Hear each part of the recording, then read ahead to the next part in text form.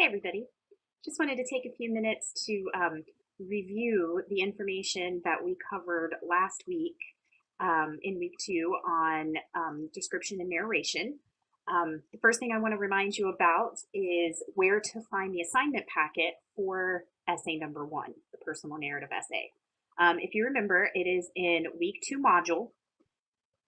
Go to the description and narration tab, and the first sub tab for that lesson is the assignment packet for essay number 1. You'll want to make sure that you have looked that over if you haven't already.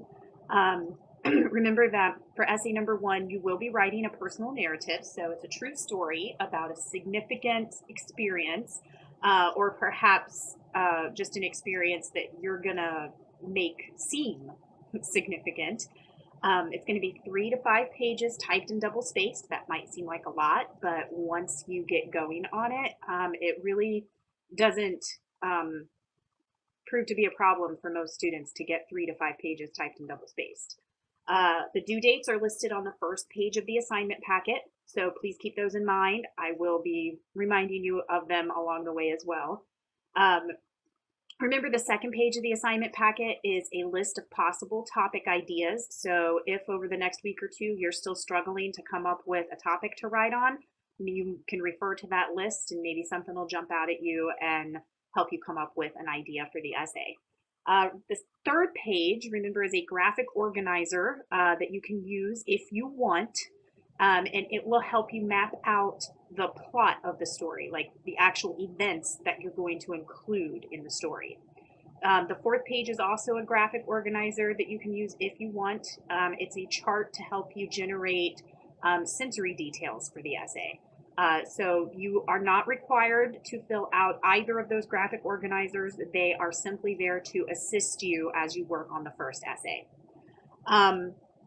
We then moved on to look at the 2 PowerPoints that were listed in that sub-tab of description and narration in week 2.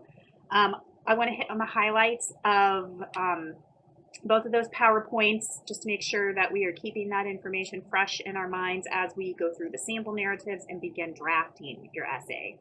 So remember, with description, we're not doing a whole essay in the descriptive mode. We're simply using description as a supporting technique within the narrative.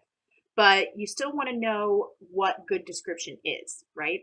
So you want to make sure that you're using subjective descriptive writing in the essay. So that means it's description that not only appeals to the 5 senses, but that is made personal by connecting it to the story. You want to provide details that make the story come alive so that your reader can envision it and almost like we're right there with you as it's happening. Description is a great way to liven up a narrative. You want to use your pre-writing strategies. Use that graphic organizer from the assignment packet if you want.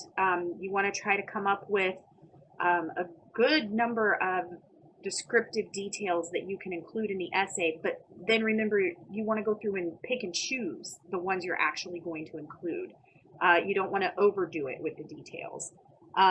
Remember the rhetorical situation as you're deciding on which sensory details to include. You know, think about what your overall purpose is, who your audience is, what your main point is, and that should help you kind of determine where you want to insert the sensory details and which ones will work best and be most effective.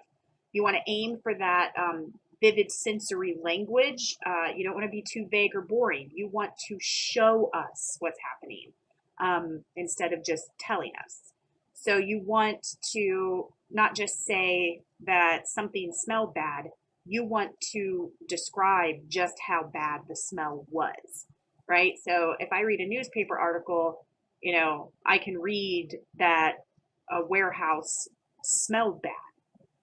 But in a story, I want to imagine what it smelled like, even if it's bad. So remember that. You want to show, not tell.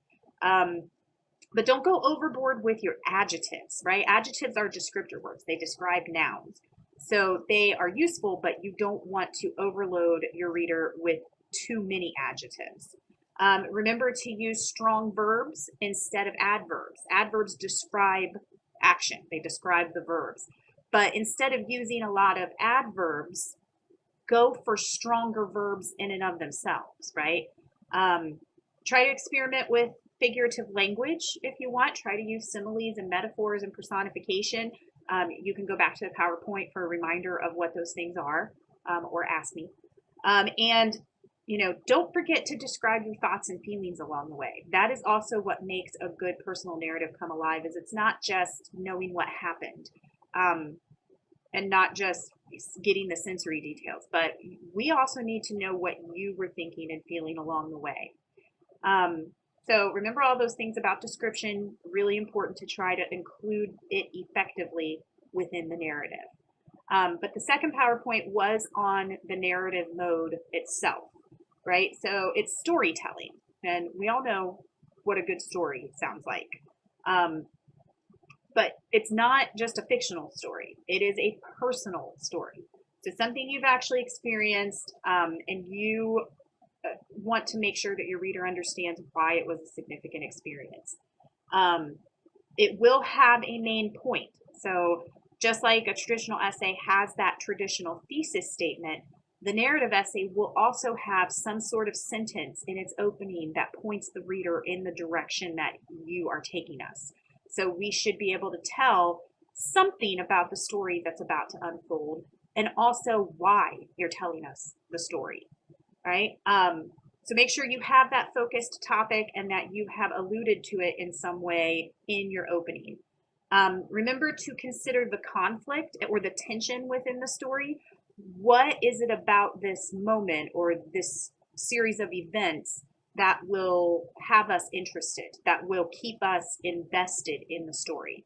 So when I say conflict, I don't necessarily mean arguments or things like that, but just the tension in it, right? That's your angle, is taking a situation that maybe hundreds and thousands of people have experienced as well, but making it seem new and fresh, right? You're going to focus on how to make that tension unique.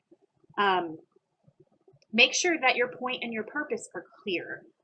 Just like you're letting us know what the main point of the story is, you got to let us know in some way what we're supposed to get from it, right?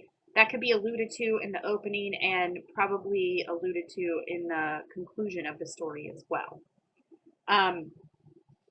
So you want to make sure as you're coming up with your ideas for the essay, develop only the points of the story that help highlight whatever that point and purpose is, right?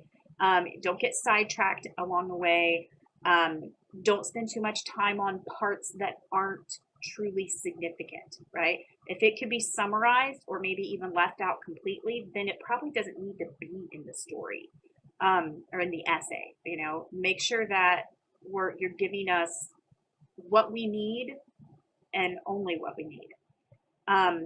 Think about how you're going to organize it. Are you going to go like in a linear fashion, starting from the beginning and moving us through to the end? Or are you going to experiment with the flash forwards or the flashbacks, right? So think about those things. Remember that this is an essay, so even though it's a story, we should still have paragraphs, right? So you don't want to just start off at the beginning and just keep going all the way to the end. Break it up into paragraphs. Try to remember as much as you can from the last time you had any kind of writing class to what the rules are for breaking into new paragraphs. We're going to cover this here over the next couple weeks, but just kind of remember that anytime you switch to a new idea, a new location, a new point in time, you should be switching to a new paragraph as well. Use those time signals and a sentence at the beginning, like a topic sentence, to let us know that you're moving us to a different part of the story.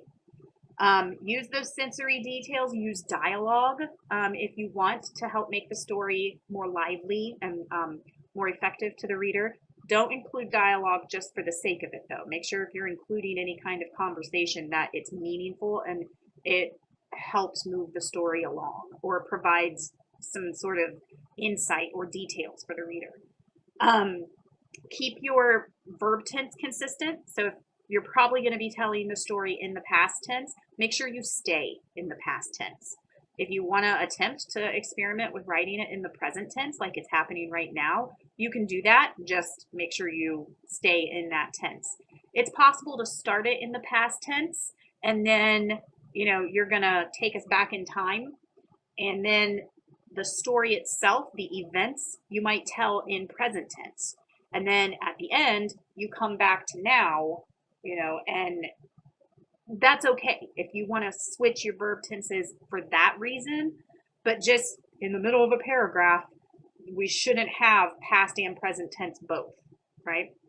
And then the PowerPoint ended by suggesting that we take a look at some sample narrative essays, which you had to do for homework. There were 3 that you had to read: Fear the Laundry, A Brief and Unpleasant Run-In with My Ex, and Back at the Ranch. You'll be reading 3 additional ones for homework in week 3, but you'll see underneath this subtab that there are 3 short videos going over each of those sample essays. So hopefully you have read them, and you can check out the videos for my brief discussion of each essay and what I hoped you gained from each one. If you have any questions, though, about description and narration or about the essay itself, let me know, right?